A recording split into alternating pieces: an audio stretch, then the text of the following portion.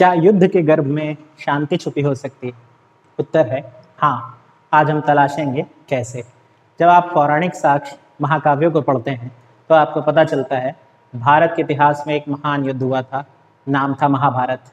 उस युद्ध के अंत का नतीजा शांति ही थी, एक ऐसी शांति जिसने सब जीत करके भी सब कुछ खो देने या किसी भी चीज का कोई मूल्य ना रह जाने का एहसास दिला दिया था। एक ऐसा युद्ध ऐतिहासिक साक्ष्यों को उठा करके देखें तो पता चलता है। युद्ध का नाम था कलिंग। दोनों युद्ध कई मायनों में एक जैसे हैं। महाभारत से जहां हमें गीता सार प्राप्त होता है, वहीं कलिंग युद्ध धम्म की स्थापना की कहानी सुनाता है। आज हम यही कहानी जानने वाले हैं इस वीडियो में। तो मेरा नाम शेखर है और मैं नॉलेज कोचिंग संचालित करता हूं रायगढ़ छत्तीसगढ़ में, आपके अपने छत्तीसगढ़ में। और आज का हमारा टॉपिक है कलिंग युद्ध, कारण, प्रभाव और अन्य कहानियां। चलिए शुरू करते हैं। कलिंग युद्ध की बात की जाए तो पहले यह जानना जरूरी है कि कलिंग युद्ध कहाँ लड़ा गया था, किस क्षेत्र में था, किन राजाओं के बीच लड़ा गया। दो पक्ष थे, जाहिर सी बात है युद्ध में। एक पक्ष अशोक, सम्राट अशोक, जो चक्रवर्ती सम्राट अशोक के रूप में जाने गए। भारतीय इतिहास में 3 व्यक्तियों को महान का दर्जा प्राप्त है। एक हम पहले ही पढ़ चुके हैं, अलेक्जेंडर, इससे पहले की मेरे वीडियो आप देख सकते हैं।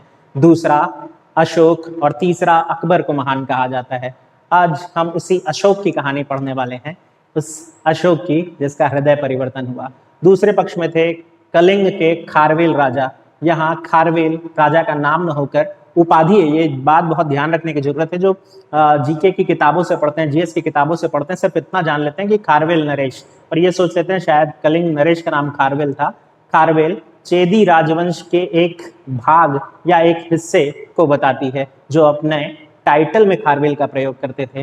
राजा का नाम आप यहाँ देख सकते हैं, अनंत पनाभन या पद्मनाभन, दोनों नाम आपको मिल जाएंगे।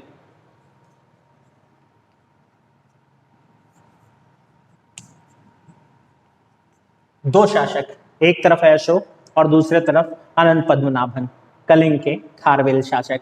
युद्ध का कारण क्या था ये थोड़ी देर में जानेंगे, पर पहले ये जान लें ये युद्ध लड़ा कहाँ गया। ये युद्ध लड़ा गया था उड़ीसा में। वर्तमान उड़ीसा में दया नाम की नदी के तट पर यह युद्ध लड़ा गया।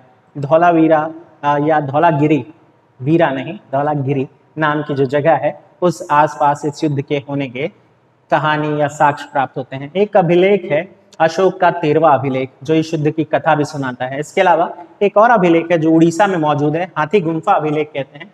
उस अभिलेख में नंदराज ये नाम पता चलता है कलिंग के राजा का।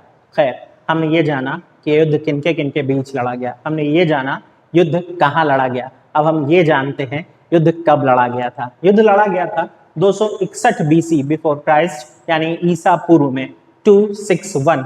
ये अशोक के राजा बनने के बाद का 8वां वर्ष माना जाता है और अशोक के जीवन का अंतिम युद्ध भी माना जाता है। इस बीच में अशोक ने जितने युद्ध लड़े या जीते, वो इतिहास के पन्नों में उतना स्थान नहीं पा सके जितना इस आखिरी युद्ध ने पा लिया।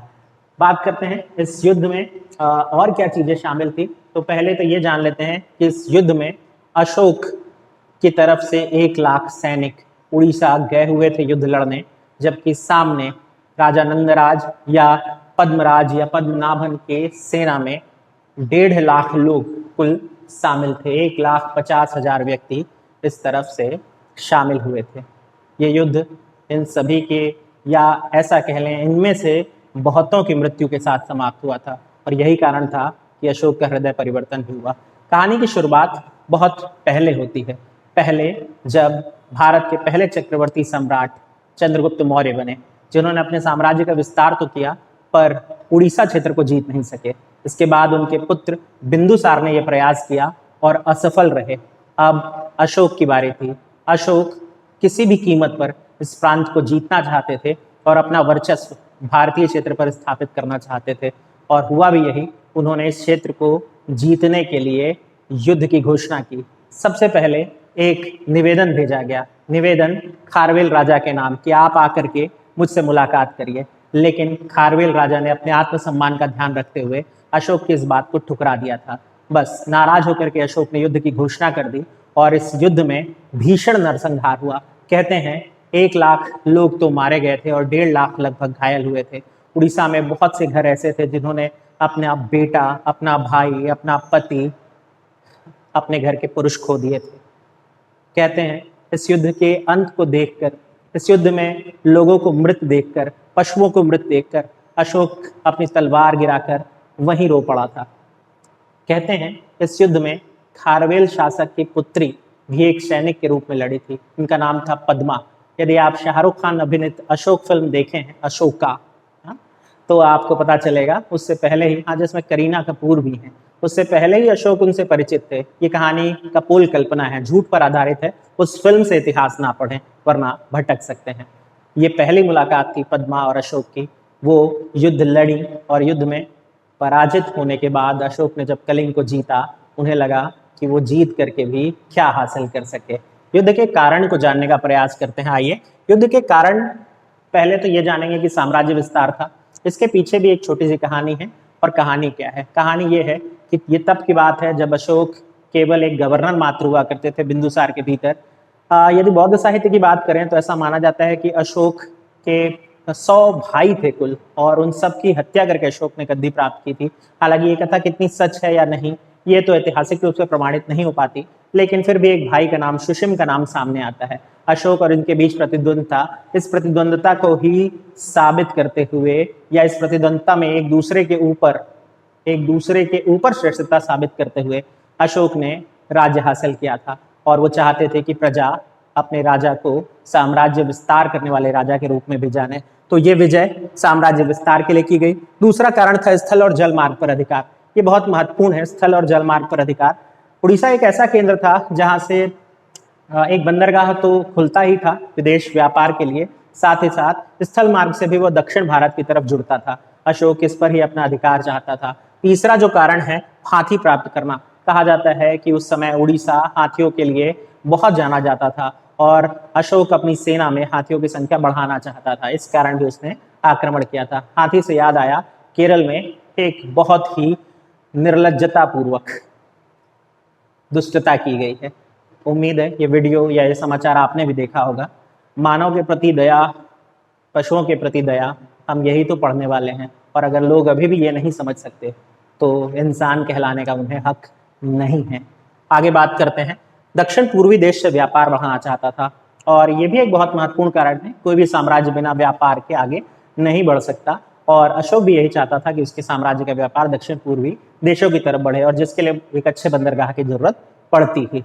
तो ये था वो कारण जिसके लिए अशोक ने आक्रमण किया था। बड़े कारण के रूप में फिर भी साम्राज्य विस्तार और हाथियों की प्राप्ति गिना जाता है। बात करेंगे इस युद्ध के बाद के परिणाम क्या हुए। परिणाम बहुत साफ थे। साम्राज्य विस्तार तो होना ही था और ऐसा हुआ भी। अशोक, जिससे साम्राज्य में पहले 4 महत्वपूर्ण प्रांत पड़ते थे, अब एक 5वां प्रांत भी जुड़ गया था।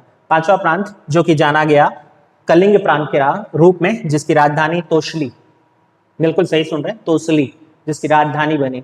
इससे पहले पटना तो केंद्र था ही, तक्षशिला इनके कब्जे में था, उज्जैन या अवंती इनके पास था, और सुवर्णगिरी क्षेत्र जो कि कर्नाटक में पड़ता है, इन क्षेत्रों में अशोक का अधिकार था। लेकिन इस युद्ध के बाद हुई सबसे महत्वपूर्ण घटना में है अशोक का हृदय परिवर्तन हो जाना। अशोक इस युद्ध के हानि से या इस युद्ध में हुई क्षति को देख करके दुखी हुआ था और उसका हृदय परिवर्तन हो गया था। ये एक अलग कहानी है, इसको और डिटेल में जानेंगे इसी वीडियो में।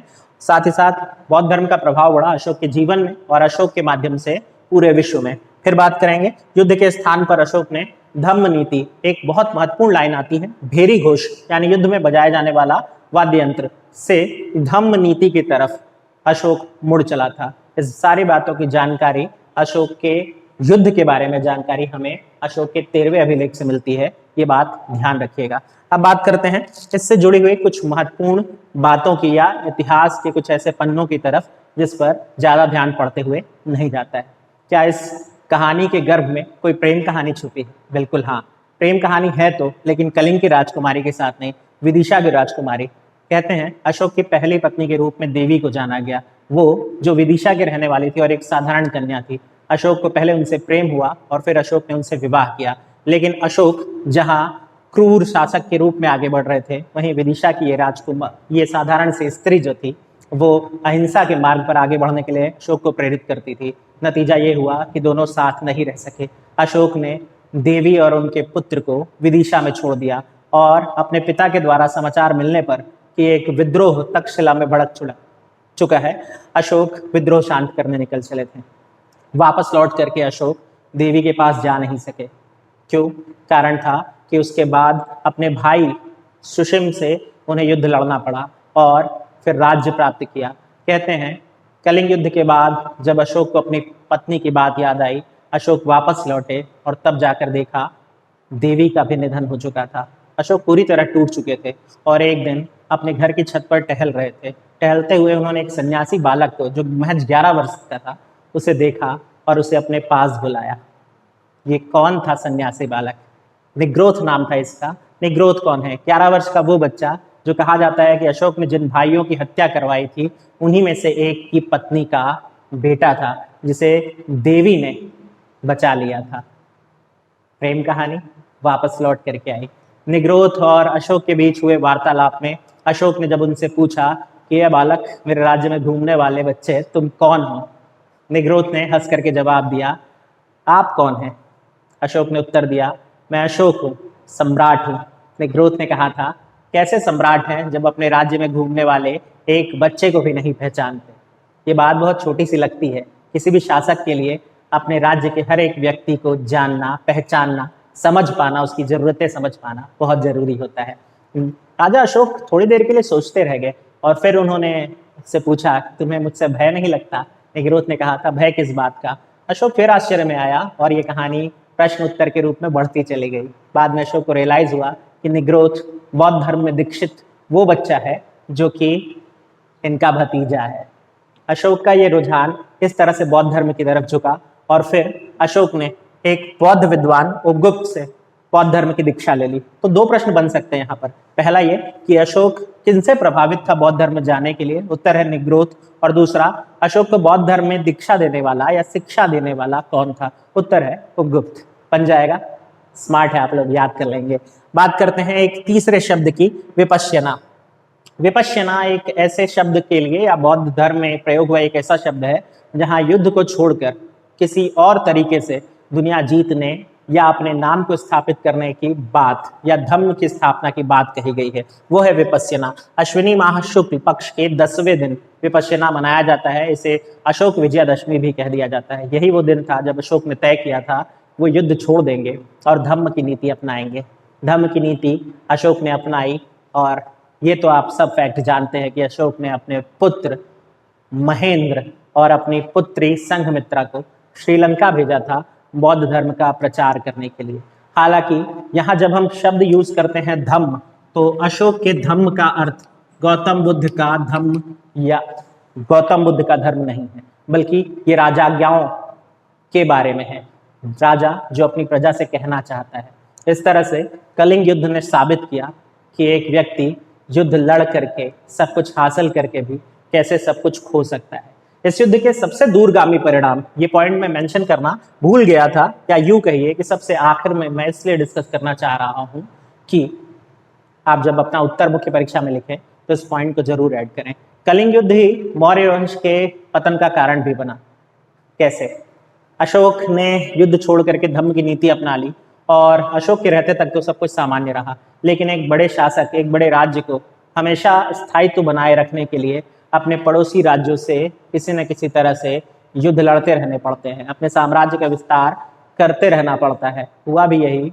ये वो दौर की बात थी कि जब आप युद्ध नीति त्याग देते तो पड़ोसी आप पर हावी हो सकता था, और अशोक के वंशज ये समझ नहीं पाए कि वो कौन सी नीति अपनाएं, और धीरे धीरे अशोक की मृत्यु के 50 साल के भीतर ही महान मौर्य वंश का पतन हो गया।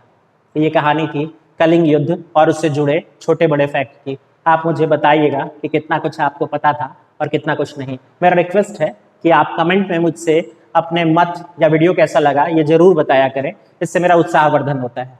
वीडियो अच्छा लगा तो लाइक करना मत भूलिएगा, कमेंट करके मुझसे जुड़े रहिए, शेयर करिए अपने दोस्तों के साथ ताकि हम अपना परिवार बढ़ा सके, और चैनल सब्सक्राइब कर लिए क्योंकि मैं हर विषय पर कोई ना कोई वीडियो लेकर के जल्दी आपसे मिलता रहूंगा। अच्छा लगा आपसे फिर मिल करके। ध्यान रखिएगा अपना। मिलते हैं। Good night.